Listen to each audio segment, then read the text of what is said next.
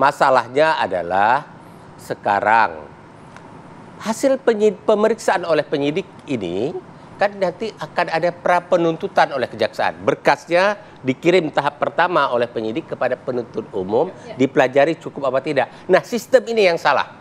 Kenapa? Seharusnya sistem yang benar itu adalah sejak awal dimulai penyidikan sudah ada koordinasi antara penyidik dengan penuntut umum. KUHP memang mengatur seperti itu, tapi dalam praktek tidak jalan. Baik. Ada arogansi kekuasaan. Penyidik bilang, tunggu aja nanti terima berkas kami selesaikan dulu. Penuntut umum juga bilang, periksa aja dulu penyidikan, nanti kirim berkas kami pelajari. Seharusnya itu sudah menyatu dari awal.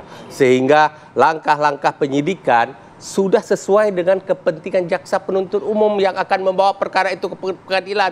Jangan ada lagi arogansi, karena nanti siapa yang bawa perkara ke pengadilan?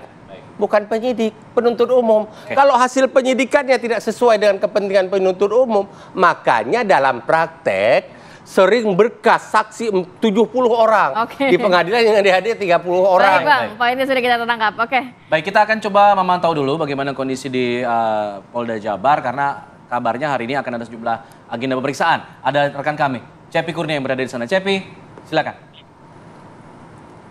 Baik, Alpat dan Kamarati dan staf pemirsa TV One, pagi ini saya sedang berada di lobi di Treskrimum Polda Jawa Barat, di mana memang hari ini terdapat beberapa agenda terkait dengan selain orang tua dari Peggy, ayah Peggy ya Rudi dan ibunya dijadwalkan akan kembali ke Mapolda Jawa Barat untuk menjenguk Peggy Setiawan yang berada di tahanan sementara Mapolda Jawa Barat. Mengingat pada tanggal 31 Mei 2024 kedua orang tua Peggy, Rudi dan ibunya tidak bisa menjenguk lantaran jadwal besok dari Peggy Setiawan sendiri itu pada Selasa dan Kamis. Jadi memang untuk agenda pemeriksaan selain adik dari Peggy Setiawan yaitu Robi, ada juga dari Yudi dan Iwan yang memang diajukan oleh Peggy Setiawan untuk menjadi saksi untuk meringankan yang memang pada saat kejadian 27 Agustus 2016 silam di Cirebon, pembunuhan Vina dan Eki, bahwa kedua saksi ini disinyalir akan menjadi saksi kunci Peggy Setiawan, bahwa Peggy Setiawan saat kejadian berada di Bandung, Jawa Barat. Sementara untuk agenda lain memang selain 3 saksi dari Peggy Setiawan, dijadwalkan ada Saka Tatal yang terpidana yang sudah bebas, yang dijadwalkan hari ini juga akan dilakukan pemeriksaan di Mapolda Jawa Barat.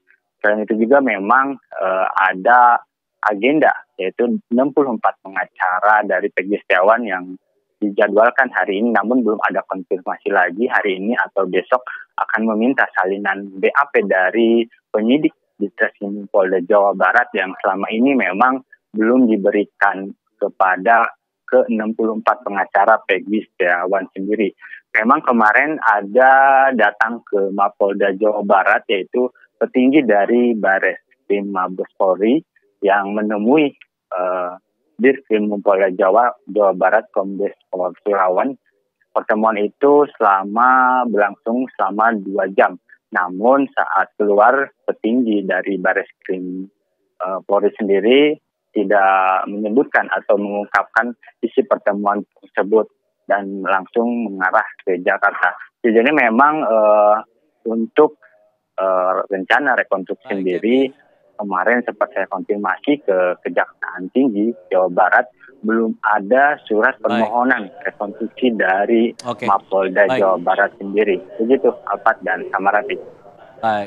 Baik, kita akan tunggu nanti agenda-agenda tersebut yang akan berlangsung pada hari ini di Polda Jawa Barat. Terima kasih Cepi Kurnia mengabarkan dari lokasi. Saya ingin ke Bang Tony RM untuk menanggapi mengenai agenda-agenda pada hari ini. Apa yang kemudian menjadi prioritas untuk agenda pemeriksaan pada hari ini, Bang Tony? Ya, Bang Tony? Ini nanti setelah kami mendampingi 2 saksi di Polda Jawa Barat, ya, 2 saksi ini juga orang yang ikut menyaksikan bahwa Peggy Setiawan itu bekerja di Bandung. Setelah selesai, langkah selanjutnya yang paling utama, kami akan mengajukan gelar perkara khusus ya di Karwasidik Bareskrim Polri ya. Sesuai dengan pendapat Pak Tengku Nasrullah, memang saya sepakat, memang sejak awal juga saya merencanakan hal itu ya, upaya itu sebelum gugat pra peradilan, karena gugat pra peradilan ini masih dirumuskan agar jangan sampai gugatan pra peradilan sia-sia ya. Nah, itu jadi langkah yang paling utama nanti kami akan melakukan gelar perkara khusus di Bareskrim, di Karwasidik Bareskrim Polri, gitu Pak. Baik, saya mau ke Pak Beni. Pak Beni, kalau melihat ini kan juga masih prosesnya masih cukup panjang begitu Pak Beni. Nantinya dari Kompolnas sendiri sudah ada informasi terbaru, akankah ada saksi-saksi baru yang diminta keterangan oleh pihak kepolisian? Selain kemarin juga sudah ada teman Vina Linda, kemudian juga dari pihak KPG juga. Ya, kami dari Kompolnas memantau terus proses penanganan kasus ini. Kami juga mengatur waktu untuk kapan saatnya turun untuk nanti menerima paparan. Itu bentuk transparansi ya. Kemudian nanti ketika ada agenda untuk rekonstruksi, kami juga akan diundang. Nah itu tentunya progres-progres itulah yang terus kami ikuti sambil kami nanti memantau sejauh mana penanganannya, kemudian adakah hal-hal yang perlu kita sampaikan berangkat dari masukan publik. Karena publik kan begitu antusias menyangkut penanganan kasus ini. Ya. Ada yang WA ke kami, ada yang menyampaikan info dan sebagainya. Ini kami komunikasikan langsung ke pihak Polda. Pak Nasrullah, ada catatan terakhir mungkin? Ya, dalam case ini saya mengambil satu pelajaran lain. Waktu ketika kita ramai membicarakan kenapa spermanya dulu tidak dilakukan DNA. Ya. Ini saya katakan bahwa memang kita publik gampang memintanya. Tapi ketika DNA diperiksa itu biaya, ya. Oleh karena itu negara harus segera ada kendala di situ untuk pihak kepolisian? Iya, indeks biaya penanganan perkara, baik penyidikan maupun penuntutan.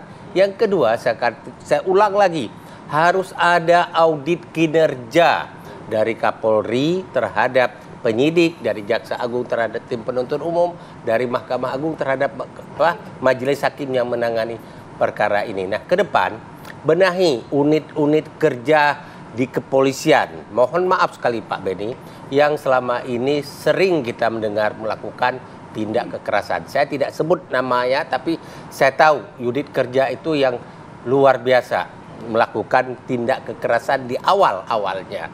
Benahi itu, kalau tidak akan terulang lagi peradilan sesat, obstruction of justice. Perbaiki sistem. Jangan hanya berpangku pada satu kasus. Kasus yang ada, kasus Vina ini dijadikan modal untuk membenahi ke depan. Kalau tidak, masih begini saja kita lebih bodoh daripada kedelai. Baik, keledai ya, keledai. Baik, terima kasih banyak Bang Nasrullah, kemudian juga Pak Beni dan juga Bang Tony sudah berbagi informasi pada pagi hari ini. Kita nantikan bagaimana ujung dari proses penyelidikan dan juga nanti persidangan kasus kematian Vina dan juga Eki di Cirebon, Jawa Barat. Terima kasih banyak, sehat selalu. Assalamualaikum. Selalu. Tony.